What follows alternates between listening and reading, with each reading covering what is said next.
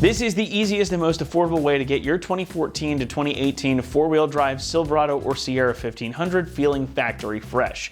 With brand new struts, shocks, and end links, this is going to get you a majority of the way to a full suspension refresh for a heck of a lot less money than you'd even pay your local mechanic to do the job. It makes this kit a really economical and sensible option, and it's going to make your truck feel like it did the day it rolled off the showroom floor. We live in a seemingly endless sea of lift kits around these parts, but sometimes we have to acknowledge that what people really want and need for their trucks is to get them back to how they were from the factory. Whether your truck is feeling loose, crashy, or just plain noisy, this kit is going to get it feeling, sounding, and driving like it did the day it was assembled.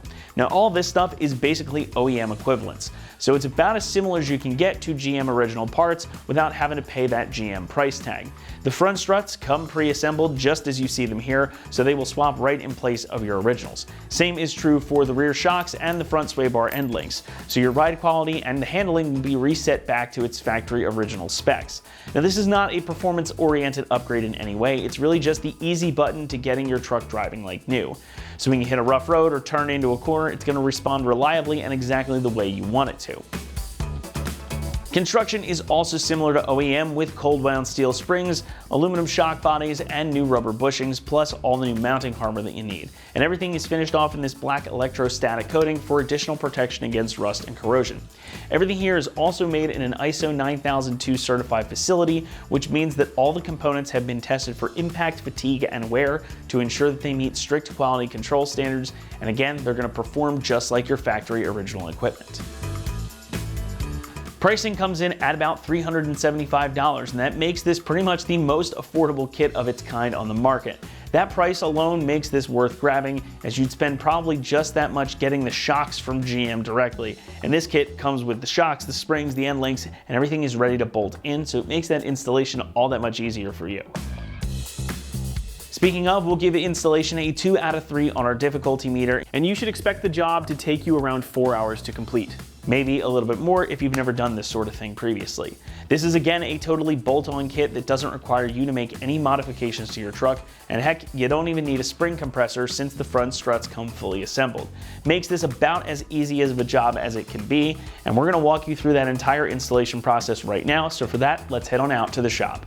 Tools required for this install include a couple different size impact guns, a ratchet, hammer, pry bar, 13, 14, and 15 millimeter wrenches, 15, 18, and 21 millimeter ratcheting wrenches, a custom shortened 7/32 Allen wrench, an extension, 10, 13, 14, 15, and 21 millimeter sockets, a 21 millimeter swivel socket, and a jack or a pole jack.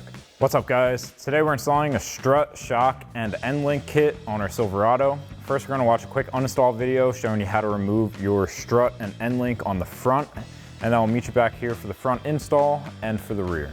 All right, let's kick off the uninstall here. The first thing we want to do is remove the brake line brackets and the ABS line brackets so that when everything's loose and at full slack or full droop, it's not putting pressure on these lines. There's a 10 millimeter right here and a 10 millimeter right there. So grab your 10 socket and get those two off.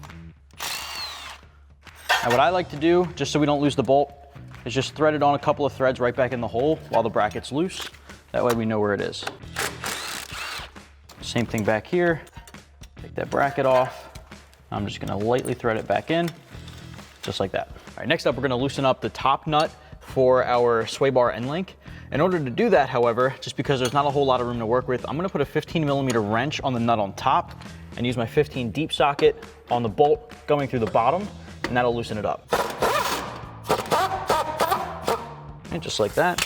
Now you don't have to take the entire end link straight down, just wanna grab that nut off the top, and if you can, take the bushing off as well, and just set those aside. All right, next up, we're gonna loosen up and remove our tie rod end. Grab your 21 millimeter deep socket and get that guy off.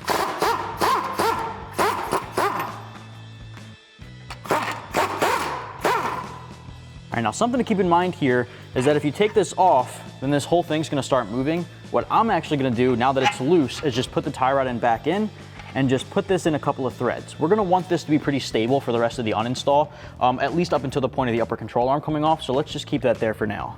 Next, we're gonna be loosening up and removing the nut on the bottom of our upper control arm where the ball joint connects to the hub here. Now, in order to do that, you're gonna grab an 18mm ratcheting wrench. That's at least what I recommend because there's not a lot of room here. And this is where we want the stability of the tie rod end because we don't want this thing moving back and forth. So let's crack this guy loose.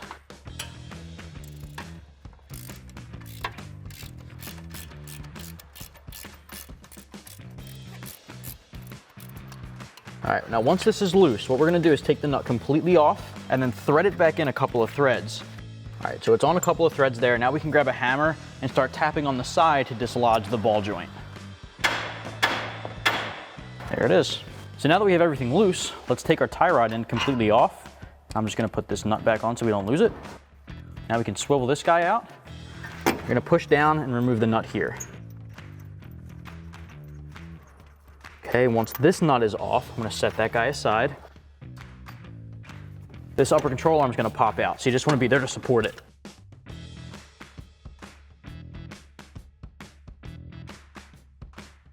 Make sure the lines are out of the way, and now that's free.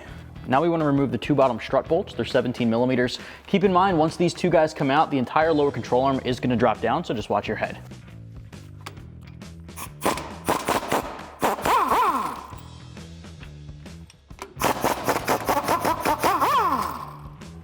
The next step here is to remove the top three nuts. They're 18mm, and then the entire strut will come out. Before we can do that, grab a panel removal tool or something similar. There are these little clips holding onto the front stud, and then the one closest to the front of the vehicle here on our driver's side. Just gonna pop those guys off. Same thing on the opposite side as well. So once you have those off, grab an 18mm ratcheting wrench and get those three off.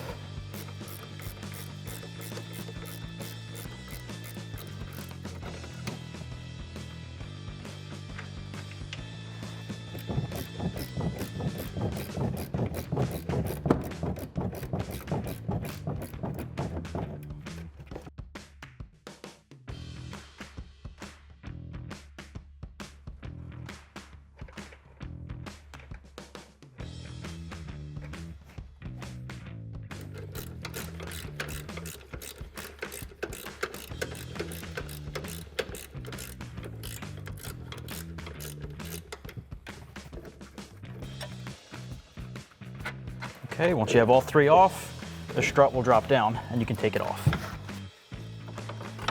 Okay, set it aside. Now when it comes to the uninstall, you can repeat that exact same process on the other side. So now moving on to the rear, we just need to remove our shock. I've got a 21mm bolt and nut at the bottom and a 21mm bolt up top. So I'm gonna take a 21mm swivel socket and a 21mm wrench and pop the lower bolt out first, and then we'll go up top.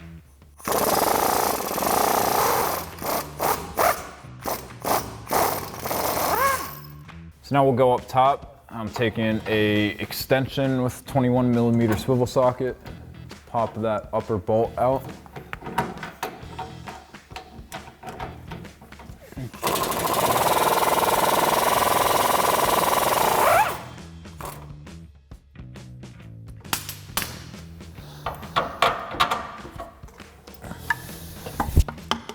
So now I'm going to take my new strut and slide it in between the lower control arm up into that upper mount, and then I'll thread my new nuts on top.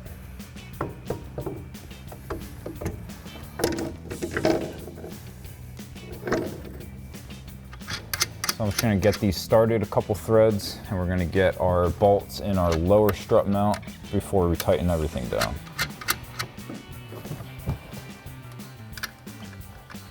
Now we can install our new hardware at our lower strut mount. We have a bolt and nut as opposed to the bolt that threads into the clip here. So I'm going to go from the top down, thread my nut on the bottom,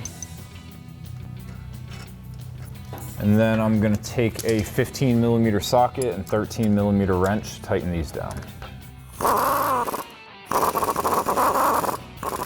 Now we can go back up top and take a 15mm ratcheting wrench and tighten down our 3 upper strut nuts.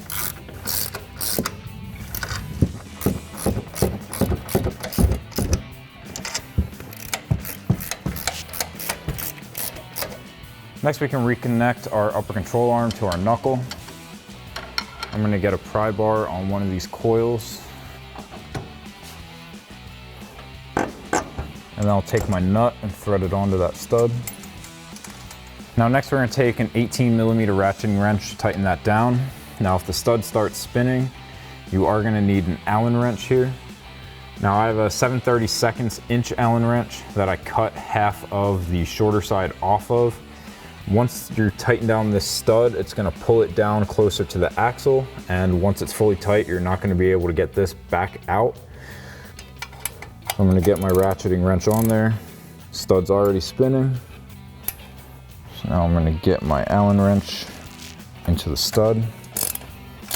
And now I can tighten that down without the stud spinning. Next we can reconnect our tie rod end. Slide that into the knuckle, thread your nut on, and then grab a 21mm socket to tighten it down. Next we can reinstall our two brake line brackets. Now once you're done tightening down your brake line brackets, you're gonna wanna repeat this whole process on the other side, and we're gonna do our new end links at the same time, because if you tighten one down on one side, you're not gonna be able to get the other side in. So take a 10mm socket and tighten down your bolts.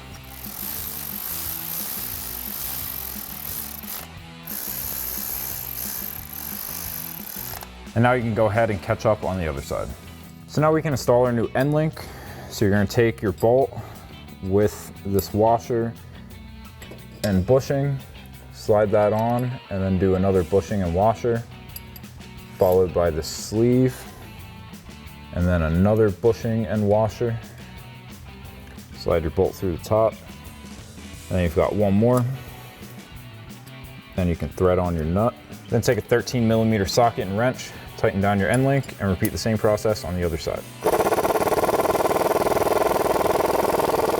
So now we can install our new shock. I'm gonna go up top and get my bolt into my upper mount first. I'm gonna tighten it down just hand tight, and then I'm gonna come down to my bottom mount, get my bolt in there, and then I can go back and tighten both of my bolts down.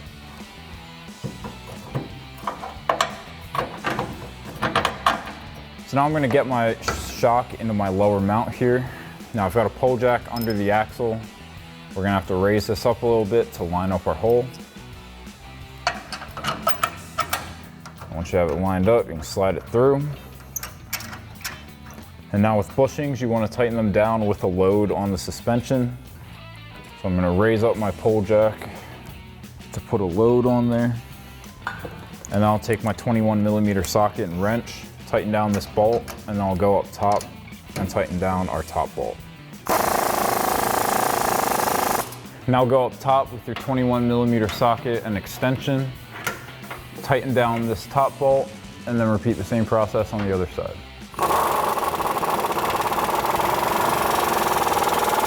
That'll wrap up this review and install of the front strut and spring assemblies with rear shocks and sway bar links for your 2014 to 18 four-wheel drive Silverado 1500. Thank you for watching, and for all things Silverado, keep it right here at AmericanTrucks.com.